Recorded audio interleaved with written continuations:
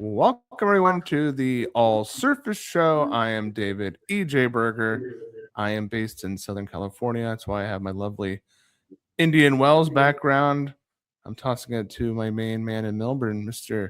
Steve Ace Previews himself. Find him at Ace_Previews. Steve, you are lacking your Australian Open background. You look like you maybe maybe you're doing some hard time at the moment.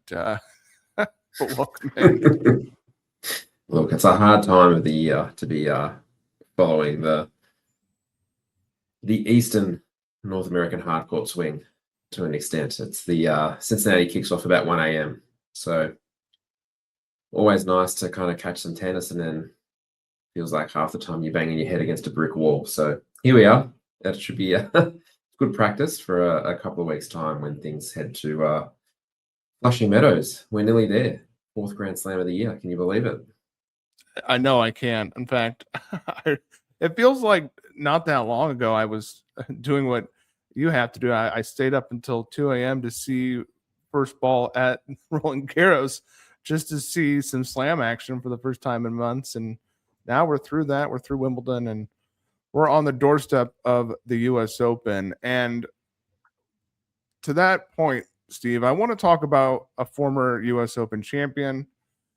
Actually, his win spoiled what could have been a historic run for Novak Djokovic, and that is Daniil Medvedev. And you know, earlier this year, he was on a heater that was akin to, what was that, 2023, 2024, where he ripped off, you know, a bunch of wins on the hard court. But now it looks pretty over. I mean, not forever, but it feels like watching Rublev go down, watching Daniil Medvedev go down. Khachanov lost in the woods a bit in 2026. You know, to steal a metaphor from another sport, I think we're on the back nine, Steve, for these players. I don't even know what to think of that Daniil Medvedev performance, because he did all that press at the Reds game last night. It seemed like we're back on a fast hard court. He was having fun. We might see a different Med, but it was a pretty lethargic performance early on. He finally, I think, got a little bit of life after falling down a break. He smashes a racket. You know, he gets the break back. He gets the breaker off some, you know, pretty Medvedevian points. I wouldn't say they were exactly quote unquote tactical. It was more like finding, you know, the right shot to end a rally, which I gotta say he's not. You can't do that anymore, Med. You can't live and die by that anymore. We're gonna have to do something else to move forward. And then, obviously, you know, blowing the 3 return points that were match points in the second set. I mean, it felt like it didn't feel like it felt like when he lost the breaker, it was match over. It didn't feel like at that moment in time it was match over. But again, then just kind of laid down in the third after a long break between sets. Thought maybe that would be good for him to kind of reset. No, he pretty much laid down. I was talking about this with some people during the set. Like, I'm just curious how much longer Daniil Medvedev is going to be on the tour, because this is a player, Steve, who really had to work hard to be the #1 player in the world, and he did it, and he achieved it. You know, you think about those dinners that they do for UTS and Alex Bublik talking about, you know, being kind of at the same level of Daniil Medvedev, and then he just like outworked everyone to get to the heights that he has achieved, which is he's a Grand Slam winner. He's #1 player in the world at one time. It's a lot. But now, is he going to be able to work that hard, especially as a family man, though, now as well? The off-court stuff, I do think, looms large in his life. He's 30 years old. Is he going to be able to – obviously, I think he can still be a player on this tour for some time, but is he going to be able to work himself back in the conversation of slam contender even a 1,000 event contender. Obviously, he played a very competitive final with the Onyx Center at Indian Wells, but geez, that feels like a long time ago at this point. Yeah, you said you think we're on the back nine. I think we're probably closer to the was it the 17th hole at the Players Championship, where it's a little par 3 and all 19th around? hole, the bar after the round's over. Yeah, well, yeah, I think we're getting close to that. Look, I think there are, and you said it yourself there, there's glimpses with Daniil at the moment. It's not completely gone. But I think it's going to depend a bit on how much he wants it in a way as well, and whether that motivation is there. His motivation, we don't know what his motivation was, growing up or coming into tennis. Maybe his motivation was to win a Grand Slam, and he's won it. And if anything else comes from it, then great. But otherwise, he's reached his pinnacle. I don't think he's waking up in the morning going, gee, I really want to win Roland Garros. I just don't think that they're, as achievable, given his style and his play. But I think I'm willing to give him one more go, I guess, at Flushing Meadows. And I think that's just, it's probably the ideal environment and conditions for him, that if we're going to see anything from Daniil in this current state, in terms of current form, current, coaching setup, current everything, I think we're going to see it at Flushing Meadows. But it's going to be a really interesting kind of little period for him. But, some of my best memories in terms of his tennis and what he's been able to produce has been, there at New York, when he turns the crowd against him, and, he can play that kind of heel or, evil character in the good versus evil night sessions. I think he's really, this is a chance, particularly with, Yannick and Carlos potentially not near 100% or potentially not even there. It's going to be an interesting little period for him. And yeah, Rublev and Khachanov, you can throw into the same basket to an extent. I think it's watching the generation that was kind of the next gen and a little bit after the next gen become a bit of an afterthought a little bit, with the next wave coming through. And it's up to that wave to make the most of not having Federer, Nadal and Novak, for an extended period of time, trying to hang on and share slams. If the ranking drops, will it drop precipitously? And at that point, is he going to do what, Dimitrov has had to do this season, play some challengers, qualify in? I mean, is Daniil Medvedev going to do that? I don't know. So I think Rublev, I feel like Rublev would do it, just because I don't know. I do feel like Rublev just wants to play tennis and probably doesn't know much else. I know he was a former rock star, but I don't know. Khachanov, also family man. I could see him just pulling the plug. And we're talking about players who have made a fair amount of money and prize money in addition to all their endorsements. Motivation, I think, will be lacking at a certain point. All right, let's talk about Alex Fiala. We have to do it. Goes down to Amanda Anisimova last night. Anisimova, this is good to talk about because a lot of controversy about her Red Bull. Looks like a Miller Lite, looks like a light beer. People are saying.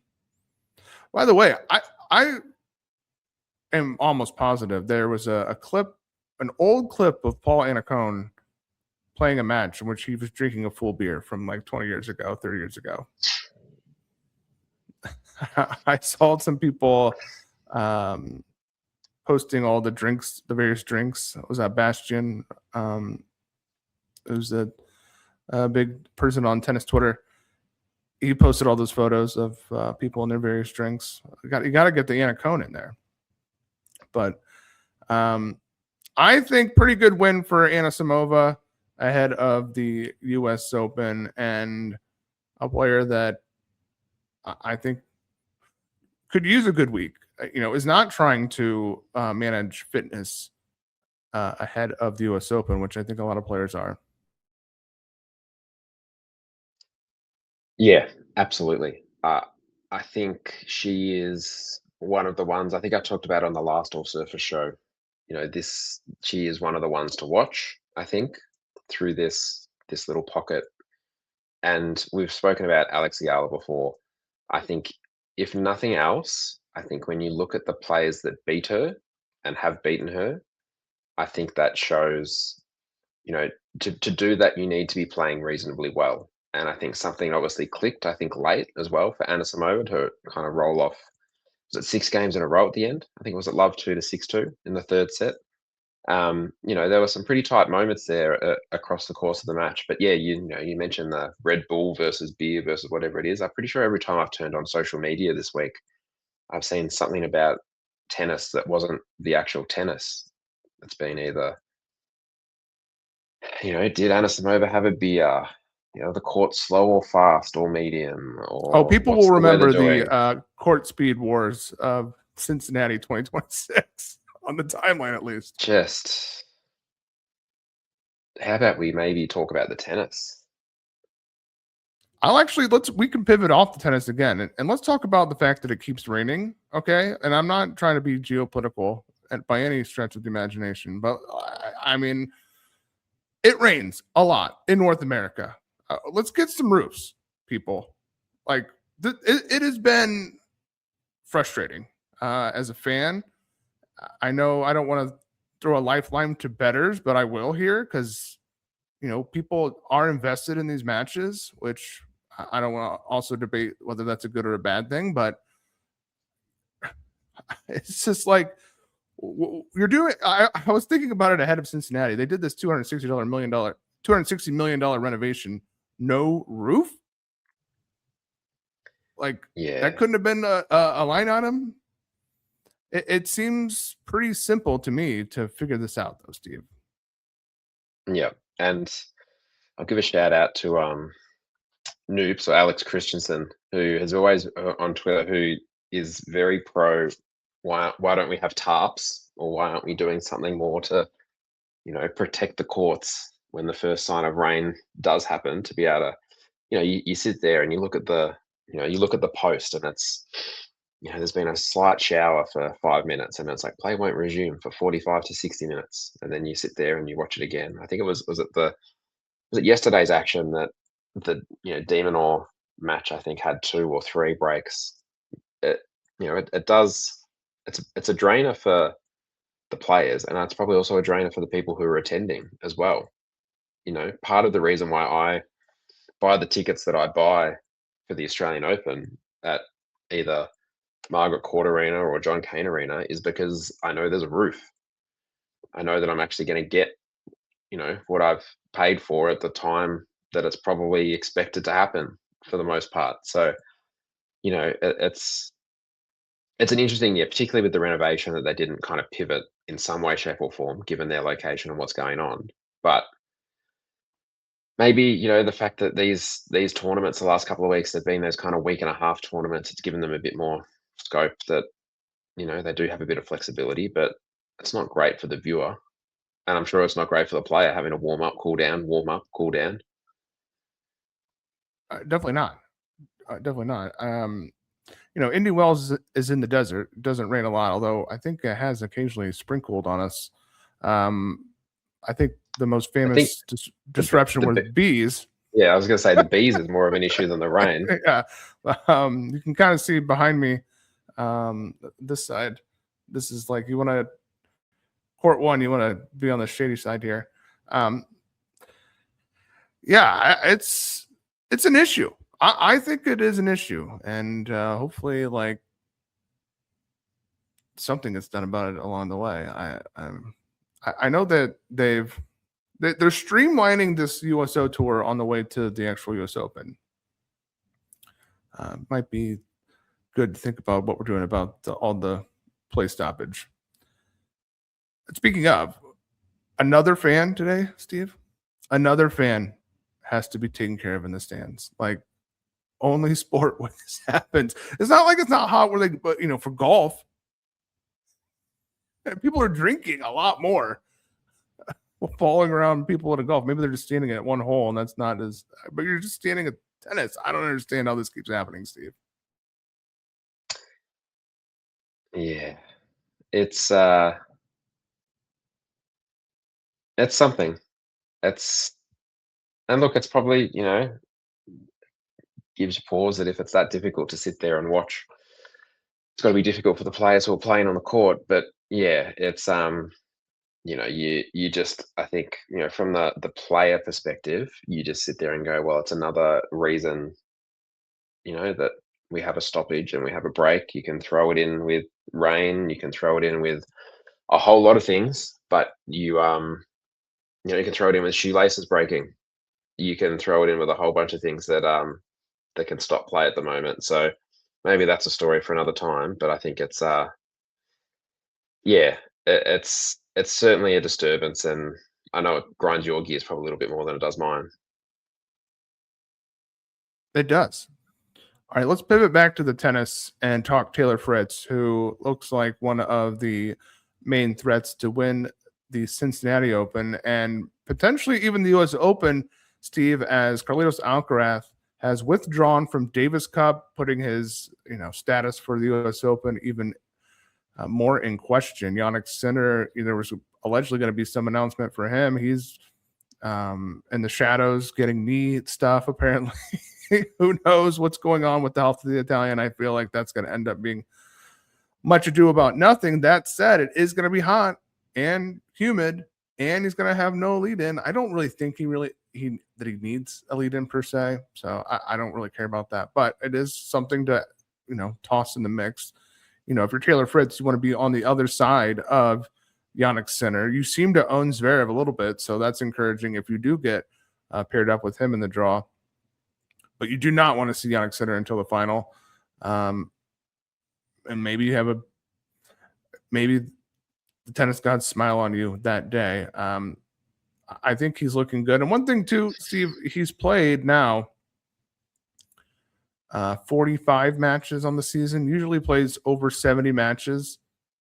So even with the time off, he's piling up. You think about the Asian swing coming up. Is he going to crest that 70 matches played mark? Maybe not. So the legs in theory could be a little fresher than usual. I think his play is really trending up to some of his best tennis so far this season, winning by margin. I know that, he's playing guys in, Marita Aguilar, Mickelson. They don't have the biggest service games.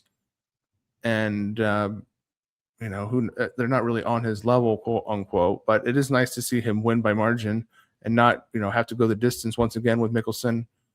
That Nakashima win, aging really well. Beating Hodar, obviously, aging pretty well. I want to say this too, I think Taylor Fritz winning DC and winning Cincinnati would be a thing for him. Would be a nice feather in his cap and something to look back on when he did. Takes sneakers off for the last time. Yeah, absolutely. And I think it, presents a really interesting US Open too. If,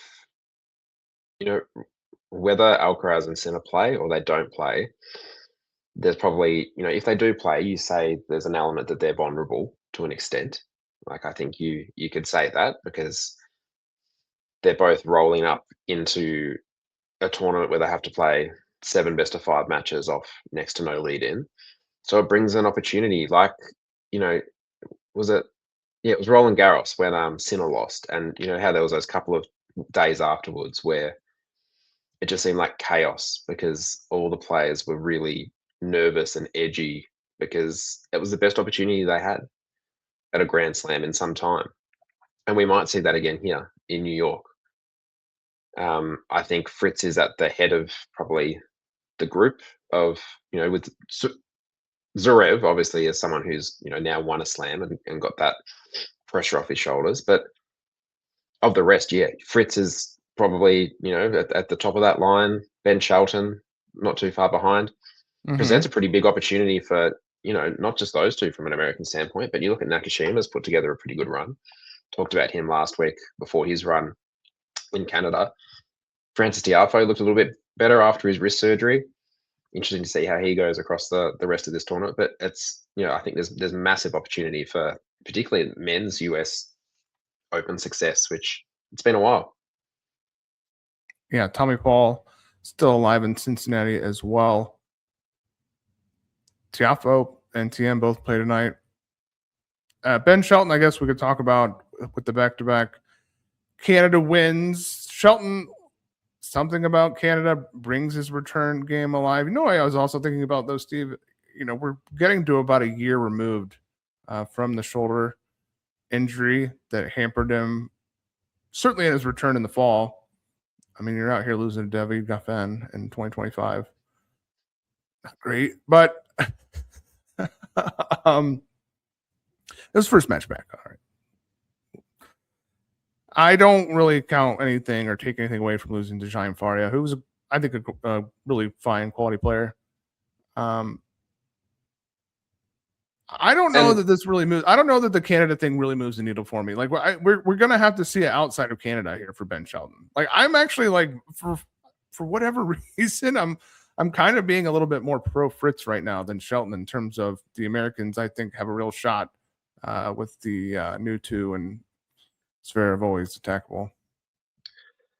I'm generally probably more pro Fritz than pro Shelton, but what I will say to the Faria loss is Shelton did still generate 12 break points.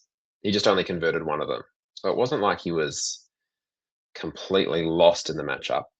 Faria's obviously putting together, a better stretch. I mean, as we're recording at the moment, he's got a couple of break points, I think, to go up a break in the second set after being a set in the break down to Walton.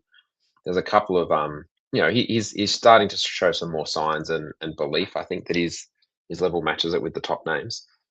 But yeah, I think for me, if I had to trust someone to bring a level somewhat near their best for 7 matches over best of 5, I think the answer is Fritz as opposed to Shelton.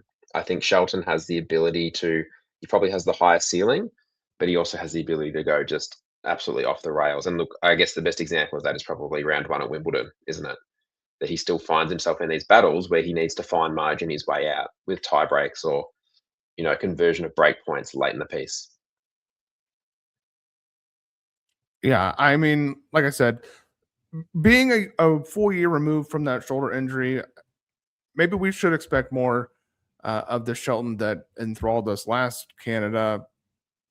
Is the U.S. Open going to be a slow? He's your Dallas champion as well. It seems like these medium hard court conditions really benefit Ben Shelton. We'll see. I mean, usually, it is a hard court, but not lightning fast in Flushing Meadows.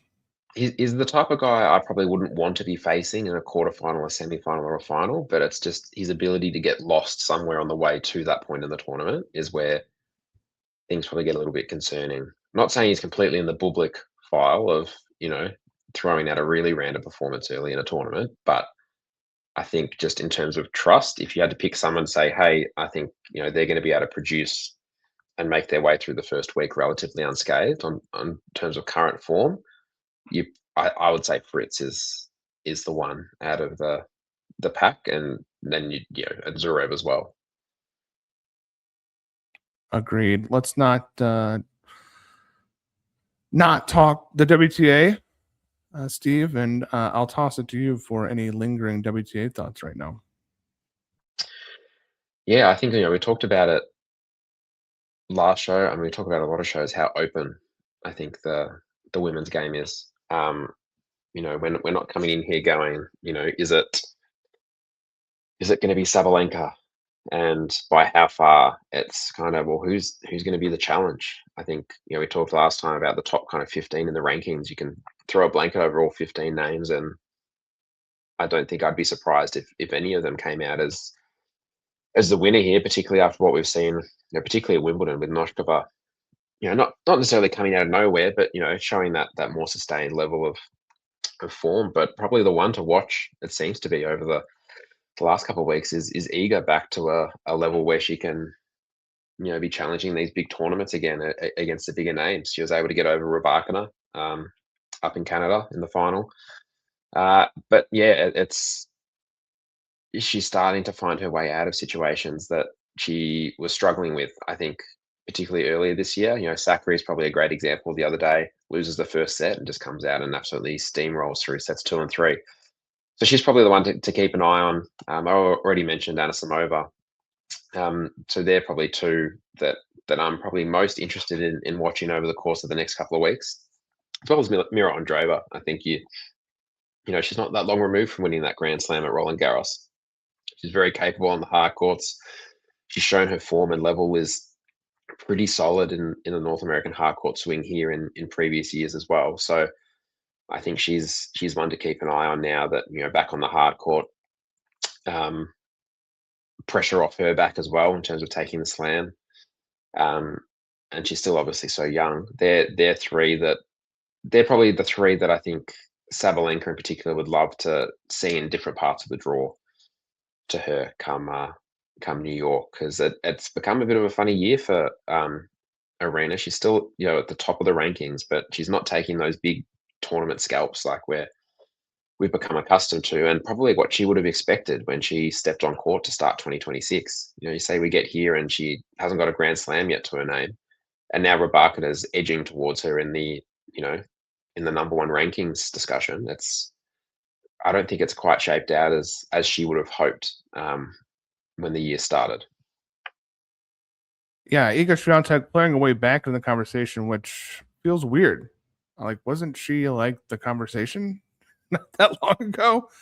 And yeah, I've talked about it with Sabalenka. I think her getting a Time Magazine cover is awesome. Or I think it was Time Magazine. Well deserved. Great player, great athlete. Timing, not great. Not great.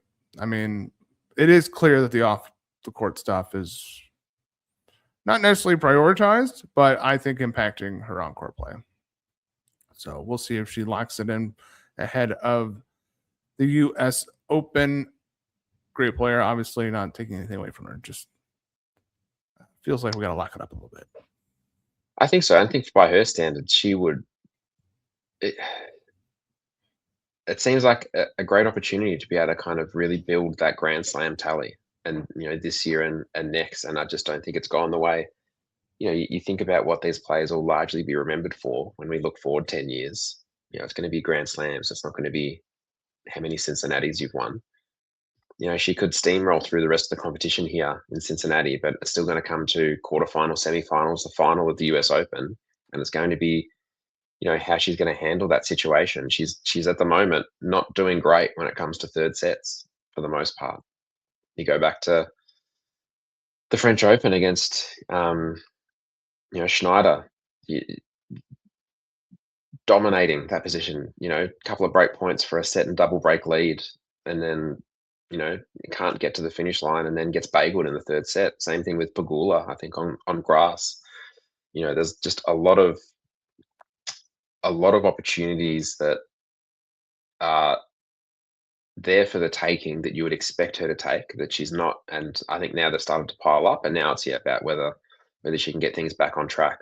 She's obviously got plenty of time and she's done it before, but yeah, it's just probably, I'd say even if she won the US Open, you'd maybe put this down as being one of the more disappointing years of the last couple for her, which is a weird thing to say as a number one when you're so far ahead. But the rest of the pack is coming. It's just not as clear cut as it perhaps once was.